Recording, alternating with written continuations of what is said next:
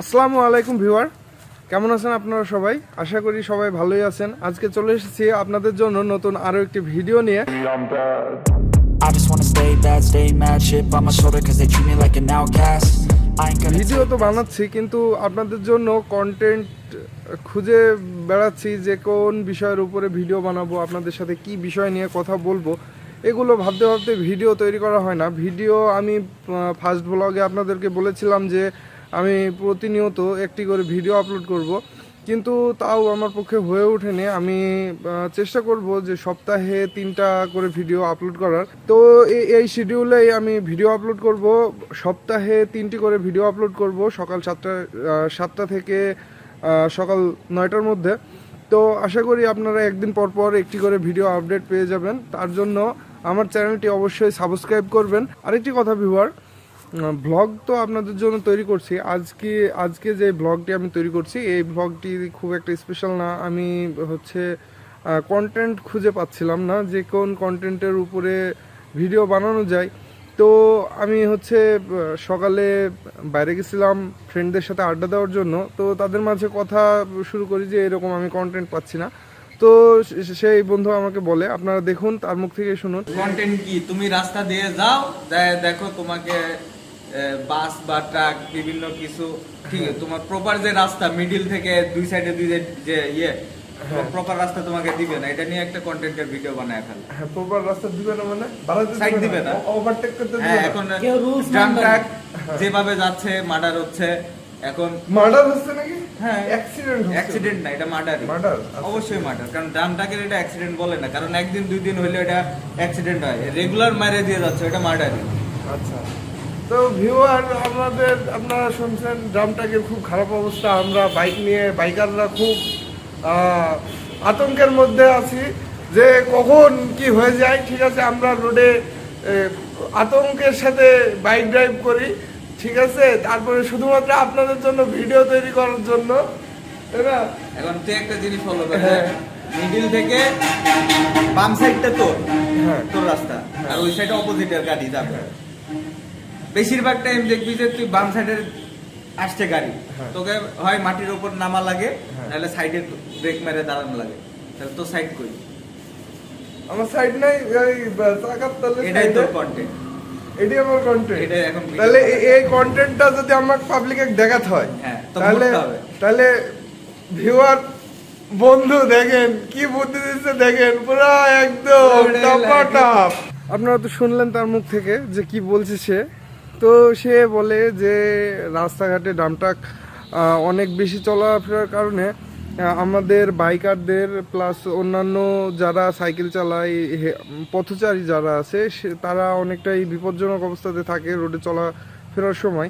কারণ ডামট্রাকের বেপরোয়া গতিতে আমাদের এই গ্রামে অনেকজনের জীবন কেড়ে নিয়েছে।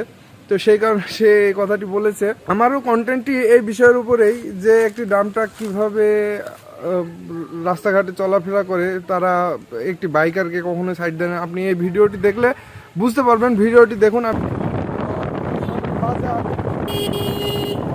পার হতে সময়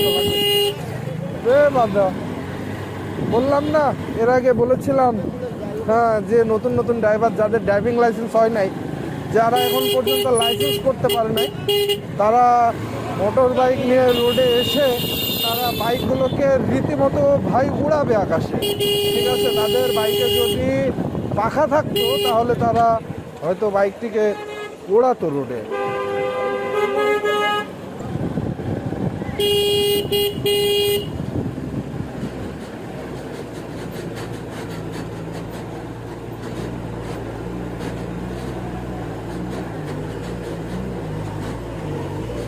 ও ভাই, ওভারলোড ডাম্পটার যে দিক দিয়ে যাচ্ছে ভাই, রাস্তার মাটি মনে হচ্ছে 1/2 ইঞ্চি 1 ইঞ্চি করে বসে যাচ্ছে। আর চাকাটি উঠে গেলে সে মাটিটি আবার শ্বাস নিয়ে বাঁচলো এমন মনে হচ্ছে দেখে। ভাই, এই যে আমার সামনে যে ট্রাকটি আপনারা দেখতে পাচ্ছেন, এটিকে আমরা আঞ্চলিক ভাষায় ড্রাম ট্রাক নামে চিনি। তো এই ট্রাকটি অনেকটাই বিপজ্জনক, বিশেষ করে বাইকারদের জন্য। কারণ আমাদের বাজারে এর আগে ড্রামটাকে প্রায় 4 জন মতো মানুষ মারা গেছে আমার নিজের দেখা। তো এই কারণে আমি এই ট্রাক দেখলে ভাই খুব ভয় পাই।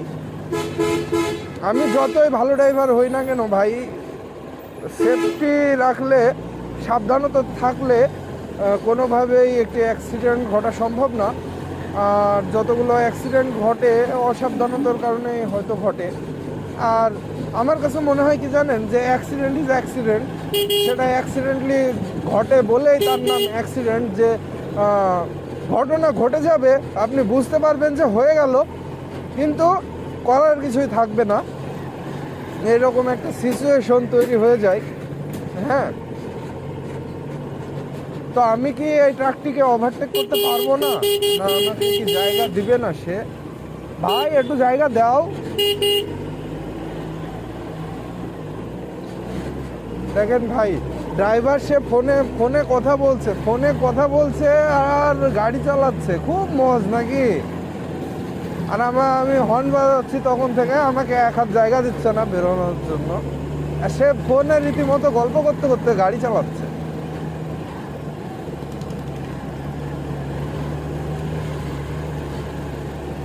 ও ভাই,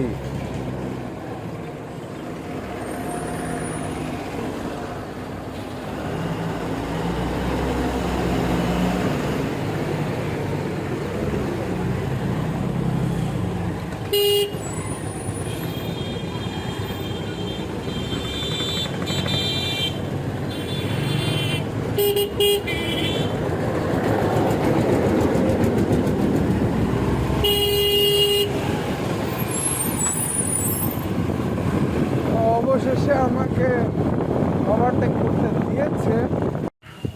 তো ঠিক এই রকম অবস্থাটি হয়ে থাকে একটি বাইকারের ক্ষেত্রে, যে যেই বাইকারগুলো রোডে এই রকম বাইক চালানোর সময় একটি ড্রাম ট্রাকের মুখোমুখি হলে অনেকটা রিস্কি অবস্থায় হয়ে যায়।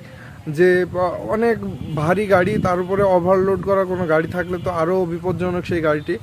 তো আমার পক্ষ থেকে আপনাদের যারা বাইকার আছেন আপনারা, তাদেরকে একটি অনুরোধ, আপনারা সব সময় রোডে চলাফেরার সময় সেফটি নিয়ে চলাফেরা করবেন। যত বেশি গতি তত বেশি ক্ষতি, এই কথাটি আমরা সবাই প্রায় শুনে থাকি। তো রাস্তাঘাটে চলাফেরার ক্ষেত্রে সাবধানতা বজায় রাখলে আপনার একটি অ্যাক্সিডেন্টের, দুর্ঘটনার সম্মুখীন হওয়া থেকে আপনি বিরত থাকতে পারেন। আর শুধুমাত্র আপনার সাবধানতাই যথেষ্ট রাস্তাঘাটে। তো ভিউয়ার, আজকের ভিডিওটি এ পর্যন্তই। ভিডিওটি ভালো লেগে থাকলে ভিডিওটিতে একটি লাইক করবেন। আর আমাদের চ্যানেলটি যারা সাবস্ক্রাইব করেননি, আবারও বলছি, তারা অবশ্যই সাবস্ক্রাইব করবেন, আমাদের পাশে থাকবেন। দেখা হচ্ছে পরবর্তী ভিডিওতে। সে পর্যন্ত ভালো থাকবেন, সুস্থ থাকবেন। আল্লাহ হাফেজ। I just wanna stay bad, stay mad, chip on my shoulder cause they treat me like an outcast. I ain't gonna take that, stay back, I'll be swinging hard till the hits come in all caps. I ain't gonna